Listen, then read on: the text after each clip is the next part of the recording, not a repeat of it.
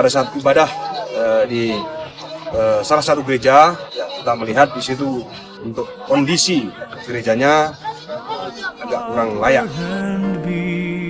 Kita merencanakan dan menyiapkan tim untuk melaksanakan renovasi gereja. Saya mengucapkan banyak terima kasih kepada Bapak-Bapak pemerintah mewakili dalam membangun kita punya gereja Kumaninu. Kami tidak sepikir begini. Kami tinggal di luar gereja keadaan begini. Terima kasih banyak. I am strong when I am on your shoulders. You raise me up to more than I can be.